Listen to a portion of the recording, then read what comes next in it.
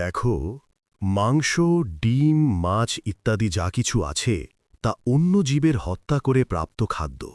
এটা রাক্ষসী আহার। এটা শুধু তামগুণ নয়, তামগুণের থেকেও নিচে, রাক্ষসী ভোজন। তামগুণের মধ্যে যেমন বাসি খাবার, কষা বা পচা খাদ্য, পেঁয়াজ, রসুন ইত্যাদি পড়ে। কিন্তু এই মাংসাহার তো রাক্ষসী ভোজন। তাই আমরা আপনাদের কাছে প্রার্থনা করি, মানব জন্ম পেয়েছ, রাক্ষসী ভোজন করো না। যদি তোমাদের মনে হয় এতে তোমরা বলবান হবে, শরীর সুস্থ থাকবে, তাহলে সে ভ্রান্ত ধারণায় থেকো না। ভবিষ্যতে শরীরের ভীষণ দুর্দশা হবে। আমাদের কথা লিখে রাখো, কারণ যে কর্ম করা হয় তার ফল অবশ্যই ভোগ করতে হয়। তুমি সেই জীবের গলা কেটে তার মাংস খাচ্ছ।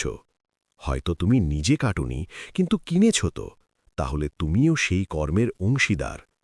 তুমি অন্যকে ভেজে ভুনে খাচ্ছ।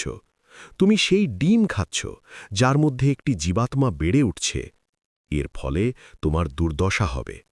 যদি তুমি ডাল রুটি খাও, সবজি খাও, ফল খাও, সাত্ত্বিকভাবে জীবনযাপন করো এবং সংযম নিয়ম মেনে চলো, তবে তোমার মধ্যে সত্যিকারের শক্তি থাকবে। অন্য জীবের মাংস বা ডিম খেয়ে কেউ কখনো প্রকৃত বলবান হতে পারে না, এ কেমন কথা? একেবারেই নয়।